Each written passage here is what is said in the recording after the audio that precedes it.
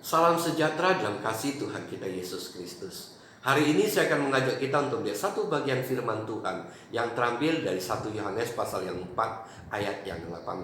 Demikian firman Tuhan. Di dalam kasih tidak ada ketakutan, kasih yang sempurna melenyapkan ketakutan, sebab ketakutan mengandung hukuman, dan barang siapa takut ia tidak sempurna di dalam kasih. Kata takut, kalau kita mau bagi, itu bisa kita bagi dalam 3 kategori. Kategori yang pertama adalah takut akan Tuhan. Nah, kata takut akan Tuhan ini adalah satu pengertian yang baik. Karena di dalam takut akan Tuhan, ada pengertian di dalamnya, ada hati yang kagum dan hormat kepada Tuhan. Bahkan di dalamnya ada hati yang mengasihi Tuhan. Inilah pengertian takut akan Tuhan. Tak kala kita melihat akan kasih-Nya, tak kala kita melihat kuasa-Nya, tak kala kita melihat kemuliaan-Nya, timbul hati yang takut akan Tuhan, yaitu hati yang kagum, hati yang hormat, hati yang mengasihi. Bahkan tak kala kita melihat murka-Nya dan kemarahan-Nya, timbul juga hati yang takut dengan pengertian hati yang kagum, hati yang hormat, hati yang mengasihi, yang membawa kita ke dalam satu kesadaran bahwa Dialah Tuhan, Dialah Allah yang patut disembah. Dengan pengertian inilah kita dapatkan bahwa kategori yang pertama ini adalah kategori kata takut yang punya pengertian yang baik. Bahkan di dalamnya ada berkat yang luar biasa. Karena di dalam takut akan Tuhan ada hikmat yang diberikan dalam hidup kita. Hikmat yang melampaui kepandaian, pengetahuan yang ada di dalam dunia ini. Bahkan di dalam takut akan Tuhan ada kehidupan, bahkan kehidupan yang kekal yang kita boleh peroleh. Di dalamnya ada kedamaian, ketenangan, bahkan segala sesuatu yang akan melimpah di dalam berkat yang Tuhan limpahkan kepada kita di dalam takut akan Tuhan. Ini kategori yang pertama. Kategori yang kedua adalah ada takut di dalam hidup kita. Takut oleh karena teror dan ancaman. Takut yang mendatangkan tekanan dalam hidup kita, yang mendatangkan kesusahan. Inilah kategori yang kedua dalam pengertian takut ini. Dan kata takut inilah yang dibicarakan di dalam 1 Yohanes pasal 4 ayat 18. Nah, kategori yang kedua adalah kata takut dalam pengertian takut dalam kadar tertentu yang bisa menghasilkan hal yang baik, yaitu takut di dalam hati kita dalam kadar tertentu, dalam batasan tertentu yang dapat memacu kita melakukan sesuatu dengan lebih baik, lebih cepat, lebih berhati-hati, dan memperbaiki apa yang perlu diperbaiki. Kata takut di sini tentu diperlukan dalam hidup kita. Misalnya kita takut kita tidak dapat mencapai target, maka itu dapat memacu kita sedemikian rupa untuk kita bekerja ekstra dan sebagainya untuk memenuhi target yang sudah ditentukan. Atau takut di dalam hati kita oleh karena pengalaman masa lalu, kita pernah melakukan kesalahan dan kita tidak mau terulang lagi. Nah, ketakutan itu akhirnya membuat kita memperbaiki diri. Demikian juga ketakutan tertentu dengan kadar tertentu yang membuat kita waspada dan berhati-hati untuk semua itu tidak terulang. Tapi hari ini kita bicara tentang ketakutan model yang kedua atau kategori yang kedua, yaitu ketakutan yang menguasai hidup manusia sedemikian rupa, yang mendatangkan teror dan ancaman, yang membuat tekanan dalam hidup manusia, dan bahkan mendatangkan kesusahan dalam manusia. Bahkan lebih parah daripada itu adalah dari manusia itu akhirnya timbul satu perlawanan untuk memberikan perlawanan kepada apa yang ada di depannya. Bahkan sesuatu yang merupakan bayang-bayang pun bisa dijadikan perlawanan bagi dia, bahkan kepada Tuhan sekalipun. Nah, kategori yang kedua inilah dalam pengertian takut yang dibicarakan di dalam 1 Yohanes pasal 4 ayat 18 yang harus kita jauhkan. Karena ketakutan ini membuat kasih yang di dalam kita itu menjadi lenyap, menjadi tidak sempurna tak kala kita ingin melakukan kasih itu. Kenapa ketakutan itu bisa datang dalam kehidupan manusia? Kalau kita melihat dalam kitab Kejadian, ketakutan itu terjadi karena manusia telah jatuh ke dalam dosa.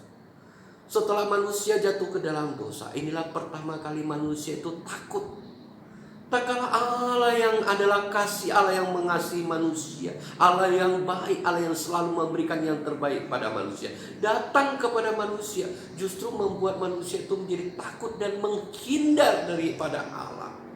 Itulah yang kita lihat terjadi dalam manusia setelah manusia jatuh ke dalam dosa. Ada ketakutan dalam pengertian yang negatif. Dan kemudian kita melihat bahwa ketakutan itu akhirnya mendatangkan sesuatu yang tidak baik. Yaitu pertama, kedamaian di dalam hati manusia itu menjadi hilang. Dan dalam hidup manusia ada perasaan terancam dalam kondisi yang tidak aman.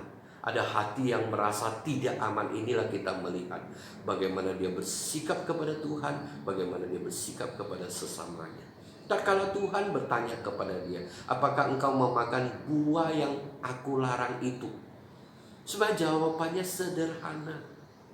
Tuhan tidak sedang menginterogasi dia, tapi Tuhan sedang mengarahkan dia supaya dia menyatakan kesalahan dan dosanya dan memohon ampun daripada Tuhan. Dia tinggal mengaku akan dosanya dan memohon ampun kepada Tuhan, tetapi itu tidak dia lakukan.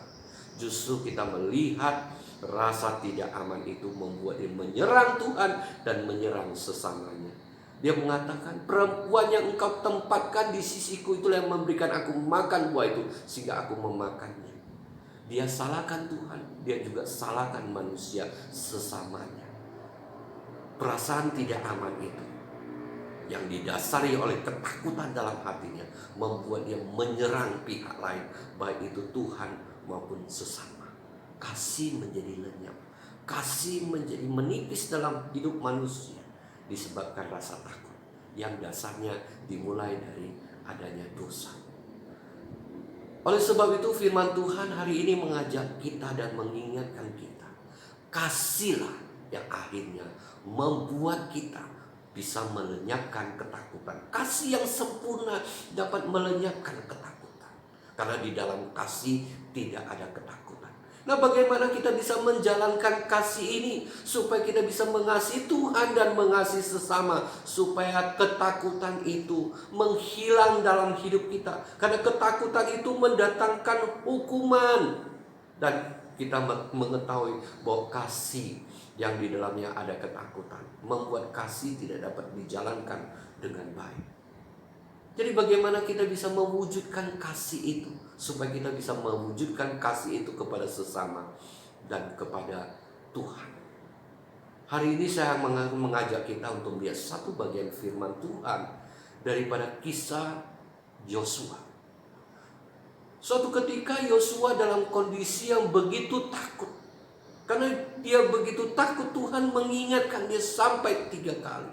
Tuhan mengatakan, aku memberikan perintah kepadamu, kuatkan dan teguhkanlah hatimu, jangan kecut dan tawar hati, sebab aku menyertai engkau kemanapun engkau pergi. Pada saat itu Yosua begitu ketakutan sehingga Tuhan harus menyatakan 3 kali hal ini untuk meneguhkan dan menguatkan dia. Kenapa dia bisa begitu takut? Karena Tuhan menyuruh dia menggantikan Musa untuk memimpin bangsa Israel. Dan dia tahu ini tidak mudah, bahkan sulit sekali. Karena dia tahu dia siapa.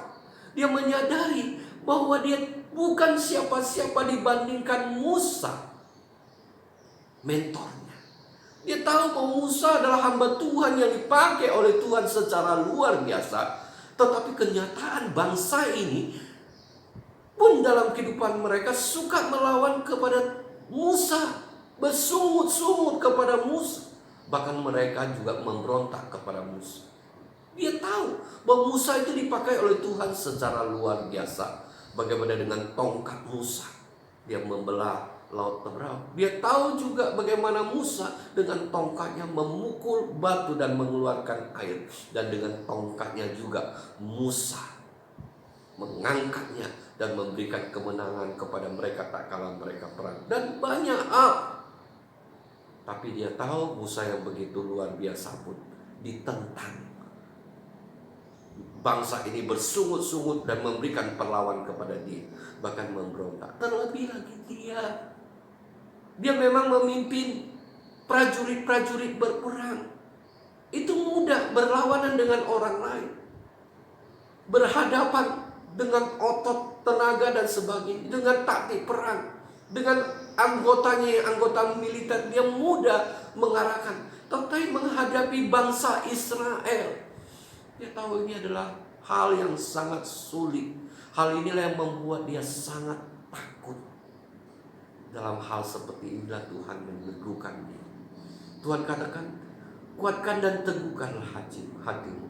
Jangan kecut dan tawar hati, sebab aku menyertai engkau kemanapun engkau pergi. Itu yang pertama Tuhan ingatkan dia.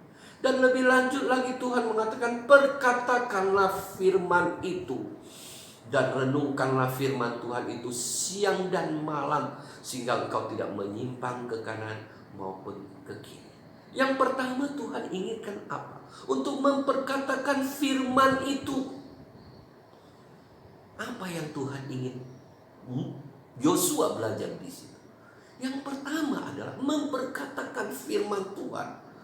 Selain sebagai sesuatu yang meneguhkan, firman Tuhan juga menjadi sesuatu yang merupakan kesaksian, di mana Tuhan menginginkan Yosua dalam hidupnya senantiasa bersaksi tentang Tuhan, yang dapat meneguhkan dia dan menjadi berkat bagi banyak orang. Dan itu bisa menjadi pelajaran bagi kita. Bagaimana kita bersaksi, kita bisa mulai dari keluarga kita. Kita bersaksi bagaimana Tuhan menolong kita, Tuhan memberkati Tuhan. Tuhan nyatakan kasih-Nya, Tuhan nyatakan kuasa-Nya, Tuhan nyatakan kemuliaannya dalam hidup kita. Dan itu sangat menguatkan dan meneguhkan kita. Dan itu sangat menguatkan keluarga kita. Dan kita boleh sampaikan juga kepada yang lebih luas lagi, yang boleh menjadi berkat. Dengan demikian kita diteguhkan, kita dikuatkan. Lebih daripada itu, membawa kita semakin melihat akan kasih Tuhan yang begitu besar kepada kita, membawa kita semakin mengasihi Tuhan. Inilah cara bagaimana supaya di dalam hidup kita ada kasih kepada Tuhan. Dan kasih kepada Tuhan itu meneguhkan, memberi damai di dalam hati kita. Firman Tuhan memang mengingatkan bahwa inilah kasih. Bukan kita terlebih dahulu mengasihi Tuhan, tapi Tuhan terlebih dahulu mengasihi kita. Dengan mengingat akan kasih Tuhan yang begitu luar biasa itu, demikianlah membawa kita mengasihi Tuhan dalam hidup kita. Dan lebih lanjut lagi firman Tuhan katakan, renungkan firman Tuhan itu siang dan malam. Ini mengajak kita bukan hanya sekedar belajar firman Tuhan, mengerti firman Tuhan, bukan sekedar itu, tetapi membawa kita, menjadikan kita menjadi orang yang punya relasi yang baik dengan Tuhan melalui perenungan firman Tuhan, di mana firman Tuhan itu menguasai hati dan pikiran kita, membawa kita menyadari betapa Tuhan itu begitu baik, betapa Tuhan begitu mengasihi kita, betapa Tuhan dengan segala kuasa, dengan segala kemuliaan yang Tuhan nyatakan untuk mewujudkan kasih-Nya kepada kita, untuk kita boleh menjadi berkat. Hal-hal inilah yang membuat kita melihat kasih Tuhan yang besar itu, mengasihi Tuhan, mempercayakan hidup kita kepada Tuhan. Dengan demikian dalam hidup kita, kita boleh menjadi berkat, kita boleh semakin mengasihi Tuhan. Dan dengan demikian ada damai sejahtera dalam hati kita, untuk bagaimana hubungan kita dengan Tuhan itu semakin hari semakin baik di dalam kasih kita kepada Dia. Kasih juga bicara bagaimana kasih kita kepada sesama. Seringkali ketakutan membuat kita tidak dapat mengasihi sesama kita. Ada banyak ketakutan yang bisa melanda dalam hati kita, seperti apa yang dilakukan Habel. Ketakutan bahwa Tuhan tidak lagi dapat berbagi kasih kepada dia, yang menimbulkan iri dalam hatinya, yang membuat dia membunuh Abel. Demikian juga yang dilakukan abang-abang daripada Yusuf. Mereka merasakan bahwa kasih itu tidak dapat lagi diberikan ayahnya kepada mereka, hanya diberikan kepada Yusuf. Timbul iri hati di dalam hati mereka, yang membuat mereka menjual adiknya, yang menjadi penghalang untuk ayahnya mengasihi mereka. Demikian juga ada rasa tidak aman, tidak nyaman berhadapan dengan orang lain, karena kita khawatir kita ditolak, kita tidak diterima, kita dibenci dan sebagainya. Bagaimana kita mengatasi hal-hal ini? Ketakutan-ketakutan ini. Yang pertama adalah kita harus berdamai dengan Allah. Bagaimana kita berdamai dengan Allah? Dengan kemampuan kita sendiri kita tidak dapat melakukan. Hanya dapat dilakukan oleh Tuhan Yesus. Tuhan Yesus telah mati bagi kita, menjadi pendamai antara kita dengan Allah. Melalui kematiannya di atas kayu salib, kita telah didamaikan dengan Allah tak kala kita percaya kepada Dia. Inilah yang harus kita lakukan. Kita harus percaya kepada Dia, dan Dialah yang sanggup mendamaikan kita dengan Allah. Dan yang kedua adalah kita harus berdamai dengan diri kita sendiri. Ada banyak masa lalu yang membuat kita tidak dapat menerima diri kita sendiri. Mungkin dulu kita jahat, mungkin kita katakanlah dulu kita pembunuh, pencuri, atau kita adalah orang yang sombong, atau sebaliknya kita adalah orang yang sering dibully, kita sering diperolok-olokkan orang lain, kita sering kali mendapatkan hal yang tidak baik daripada orang lain. Dan hal ini membuat kita menjadi orang yang hari ini menutup diri dan tidak mau menerima orang lain, dan tidak bisa menerima orang lain. Kita dibawa satu kesadaran bahwa kita dulu adalah orang yang tidak baik. Apakah orang dapat menerima kita? Apakah orang dapat mengerti kita? Apakah orang tidak dapat membenci kita? Hal-hal inilah yang membuat kita tak kalah berhadapan dengan orang lain dengan pemikiran-pemikiran seperti ini, yang membuat kita memberikan perlawanan, yang membuat kita memberikan satu tentangan bagi orang lain, yang membuat kita selalu ingin menyerang orang lain, mengkritik orang lain, dan sebagainya. Yang akhirnya ketakutan-ketakutan ini yang membuat kita tidak dapat mengasihi orang lain dengan baik. Oleh sebab itu kita harus berdamai dengan diri kita sendiri. Memang ini bukan pekerjaan yang mudah, bukan seperti kita membalikkan tangan, tapi bagaimana di hadapan Tuhan, melalui firman Tuhan, melalui perenungan firman Tuhan, baik itu secara pribadi, mau tak kala kita merenungkan firman Tuhan, tak kala kita beribadah di gereja dan sebagainya, kita perlahan-lahan membawa hati kita, membawa pemikiran kita bahwa Tuhan mengasihi kita, Tuhan yang sudah mati bagi kita, dan telah menjadi manusia yang baru, yang harus mengasihi sesama kita dengan sedikit demi sedikit. Melalui perenungan firman Tuhan, kita belajar untuk bagaimana mengasihi sesama kita. Kita menerima diri kita terlebih dahulu, untuk bagaimana kita berdamai dengan diri kita. Dengan demikian kita dapat berdamai dengan orang lain dan menerima orang lain, dan dapat mengasihi dia dengan baik. Itu yang kedua. Dan ketiga adalah bagaimana kita berdamai dengan orang lain. Kita berdamai dengan orang lain, orang yang menyakiti hati kita, orang yang telah melukai hati kita, orang yang telah berbuat hal-hal yang tidak baik bagi kita. Bagaimana kita berdamai dengan mereka? Tidak ada cara yang lain kecuali hanya satu, yaitu dengan memberi ampunan bagi mereka, memberi maaf kepada mereka. Suatu ketika Petrus bertanya kepada Tuhan, Tuhan, berapa kali aku harus mengampuni saudaraku? 7 kali Tuhan, katanya. Karena secara tradisi orang Yahudi hanya mengampuni 3 kali. Setelah 3 kali mereka boleh balas. Oleh sebab itu sebagai murid Tuhan dia merasa bangga kalau dia bisa 7 kali, lebih daripada bangsa Yahudi. Tapi Tuhan mengatakan bukan 7 kali Petrus, melainkan 70 kali 7 kali. Tapi di sini 70 kali 7 kali itu bukan berarti 70 kali 7 yang 490. Kalau 490 itu bahaya. Karena menunggu 490 itu bisa membuat kita menjadi orang yang mempunyai dendam kesumat, karena kita menunggu begitu lama untuk dapat membalas. Bukan itu.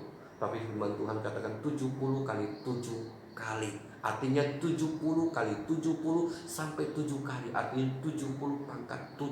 Nah kalau kita hitung tuh triliunan. Artinya apa? Artinya Tuhan menginginkan kita mengampuni orang yang bersalah kepada kita, orang yang menyakiti hati kita, orang yang telah melukai kita, melukai hati kita, batin kita. Bukan hanya sekedar mengampuni, tapi juga menyiapkan pengampunan kepada mereka. Artinya dalam hati kita harus ada ketersediaan mengampuni orang lain, memaafkan orang lain. Dengan demikian ada hati yang damai di dalam hati kita, yang membuat kita dimudahkan untuk mengasihi sesama kita.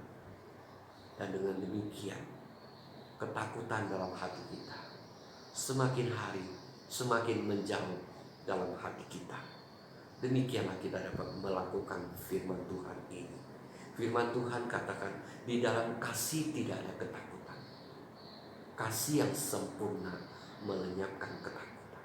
Dengan demikianlah ketakutan-ketakutan itu melenyap dalam hidup kita.